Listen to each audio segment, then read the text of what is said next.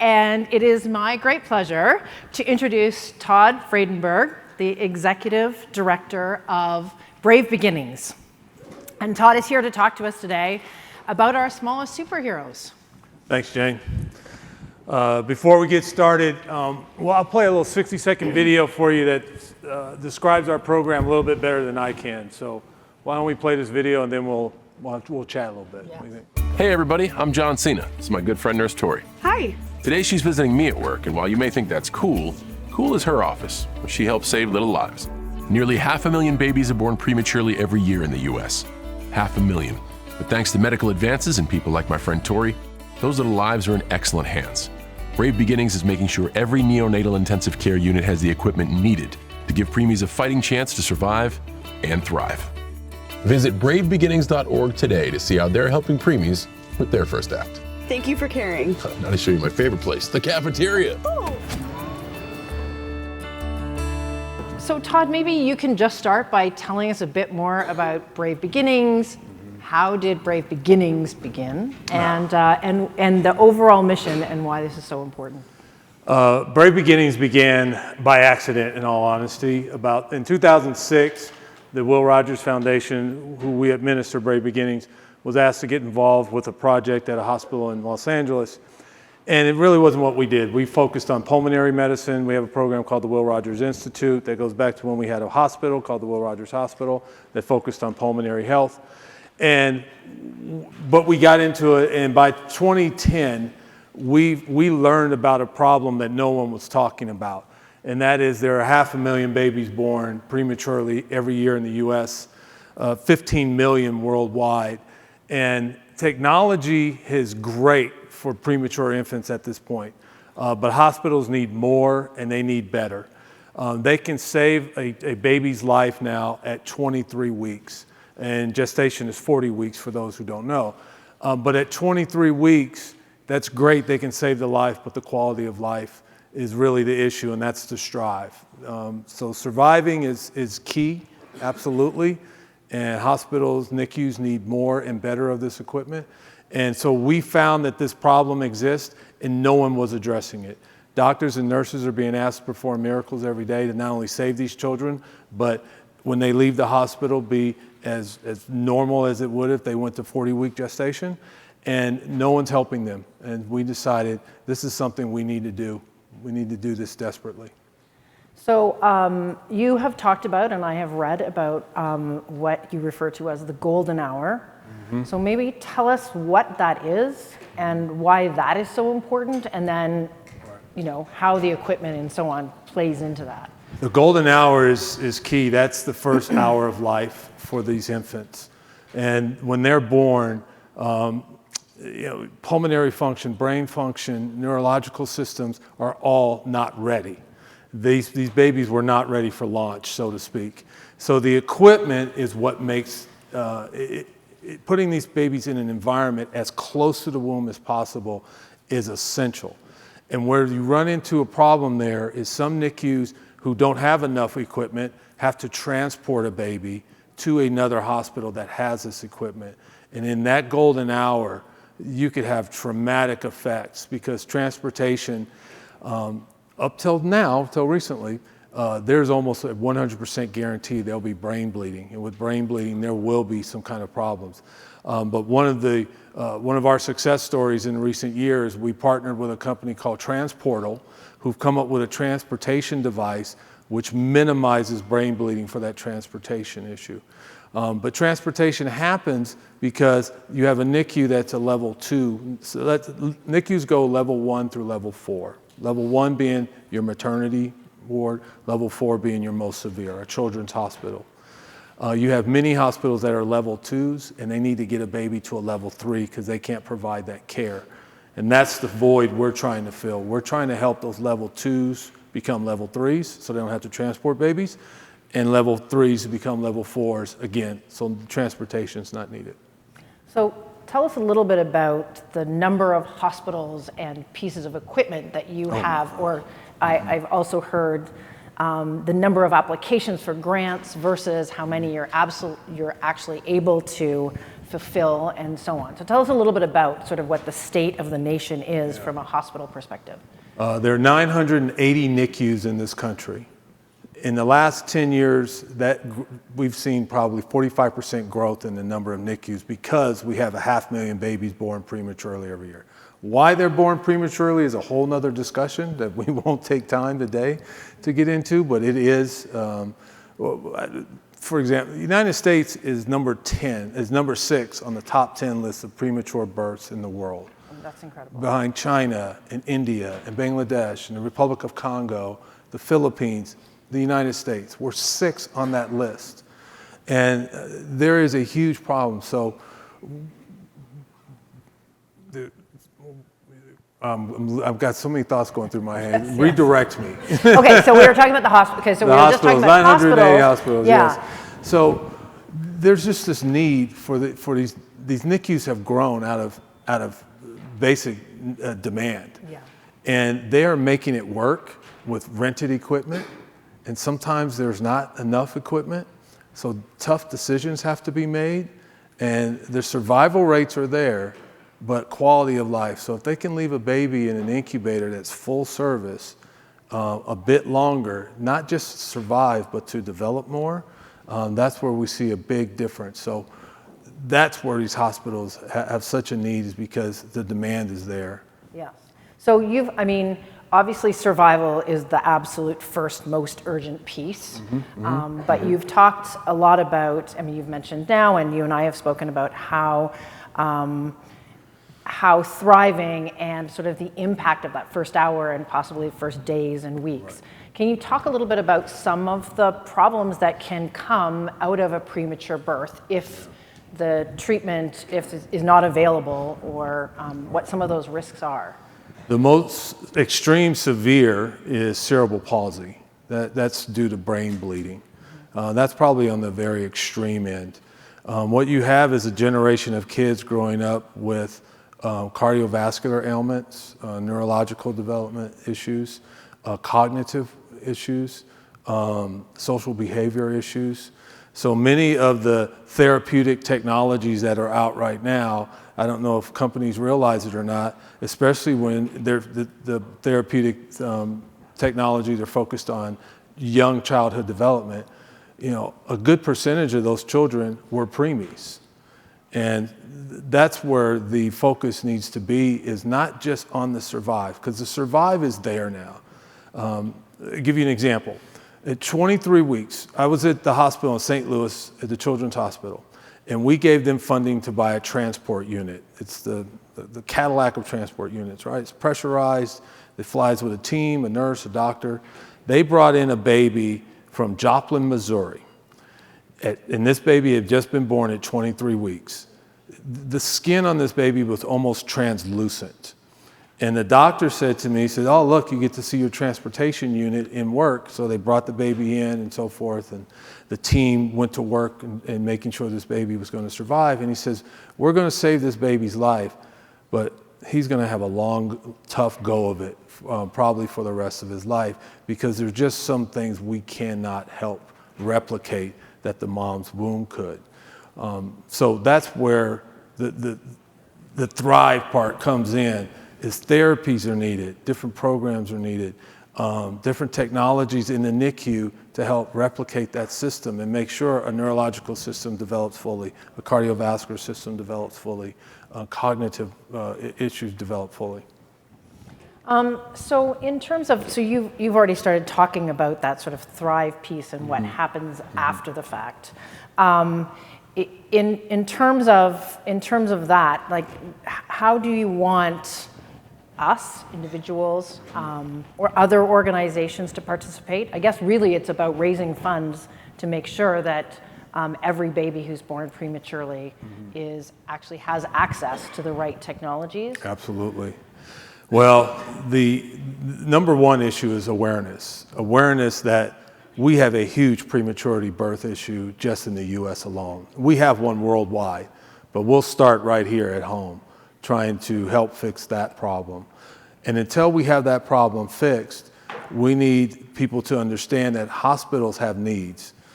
They are saving lives, but they need more and better equipment and different therapeutic methodologies to help these preemies develop fully before they leave the hospital.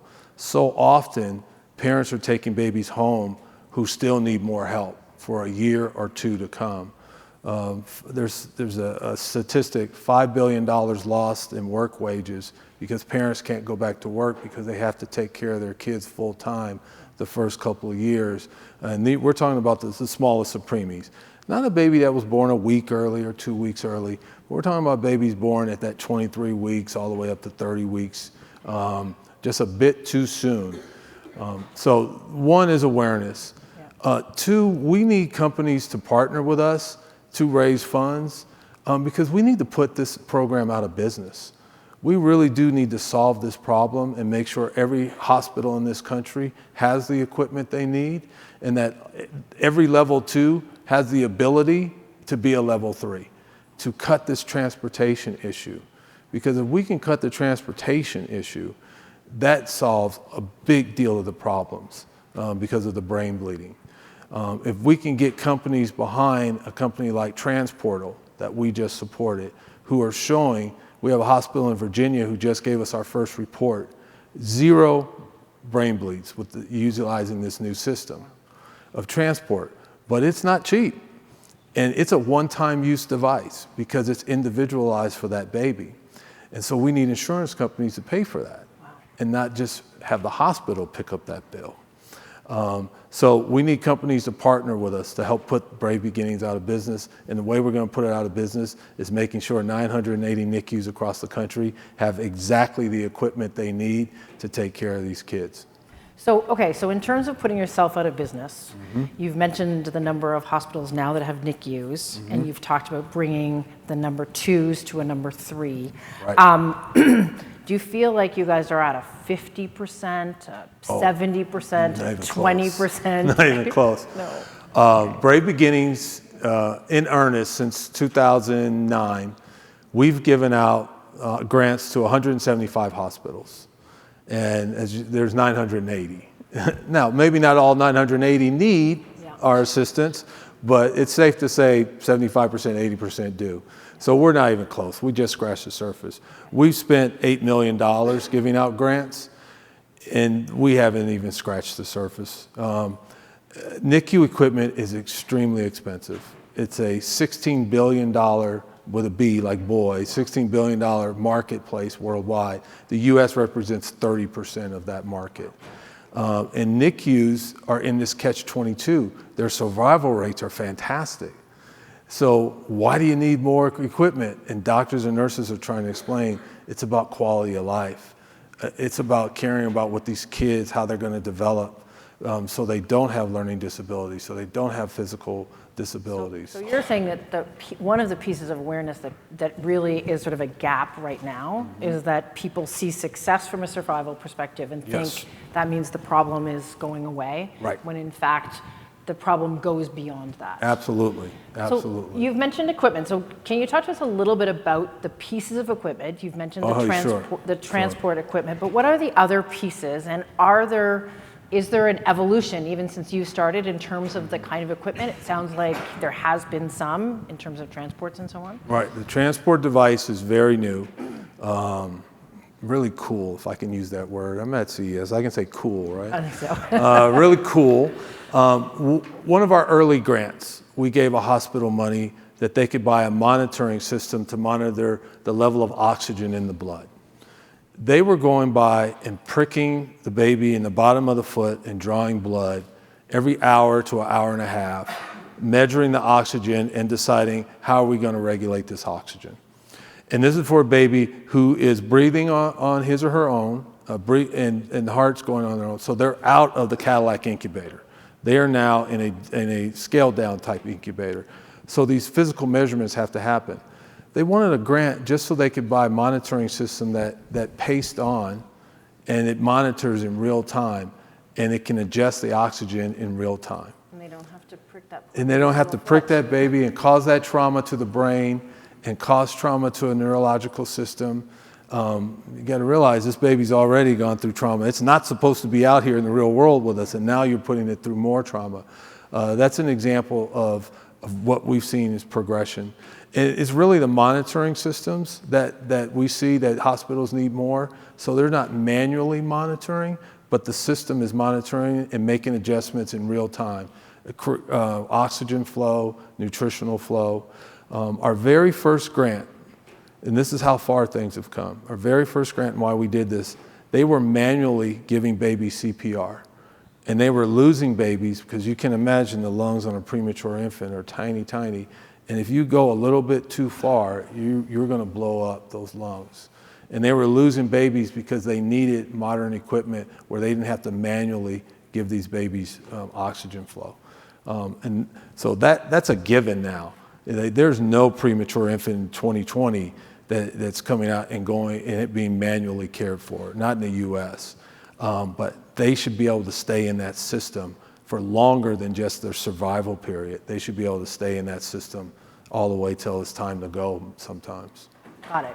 And is one of the pieces, I feel like I read this somewhere that because of maybe not enough equipment, that sometimes babies have to move out of in order to accommodate another baby who's maybe in a more urgent situation at that point? It happens every day in many, many NICUs around the country. It's not fair to call it triage, but it's more of a luxury. That baby is okay. The baby's breathing on his or her own.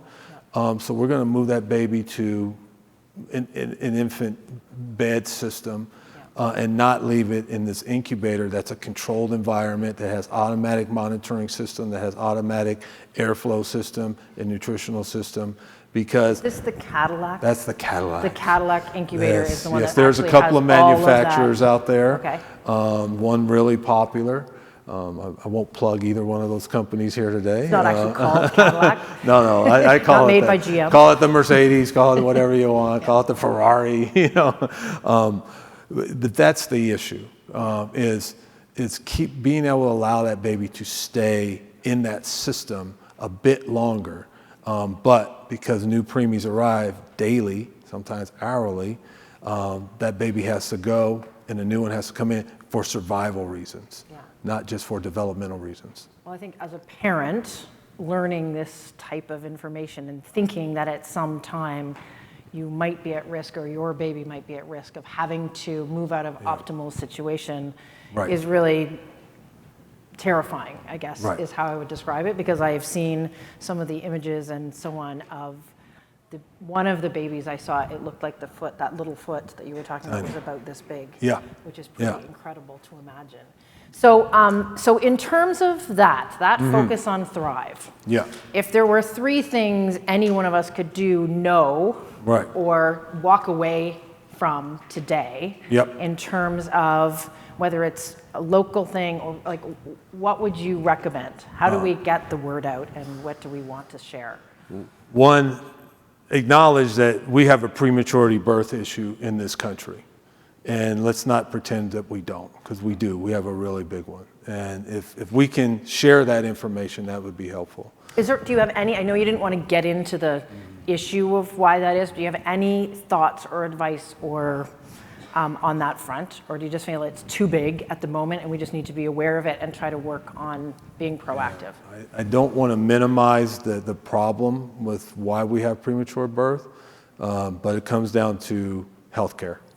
It really does come down to healthcare, whether it's lack of or poor healthcare. It comes down to behaviors of the pregnant woman, whether it's social behaviors, nutritional behaviors, things of that nature. And I'm not qualified to speak on it more than that. Fair enough. Okay, so awareness around... Awareness. Give Brave Beginnings a platform. Understand that Brave Beginnings needs your support. Look at us as a startup that has a great idea and a great cause that can solve a big problem and get behind it. We need corporate partners without a doubt. Obviously it's all about fundraising, but more than that, we need corporate partners to help us create this awareness because we're talking about something that only doctors and nurses have been talking about, and therapeutic healthcare providers. whether it's the special education teachers or special programs for kids with learning disabilities.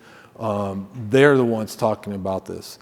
And understand, if you're a company that has a therapeutic product or service, that a good percentage of the population of kids, especially if it's directed towards young people, they're probably preemies. And if you want to really take the big picture approach, understand that we're talking about a generation of kids with learning and physical disabilities that we cannot afford in this country to allow to happen. These kids will be burdens on society in some cases, and they're not contributing to society, and that's not fair, because if they have the attention and the services and the technology to help them, they will not be that. They'll be as normal, quote unquote, as any kid out there. So we need those partners to come alongside of us and want to get involved in this issue, because it's there and it really needs the attention. Great. Well, thank you so much. Thank you so much for what you have been able to accomplish so far. Thanks. And I invite everyone to learn more about Brave Beginnings and enjoy the rest of your day. Thank you. Appreciate it.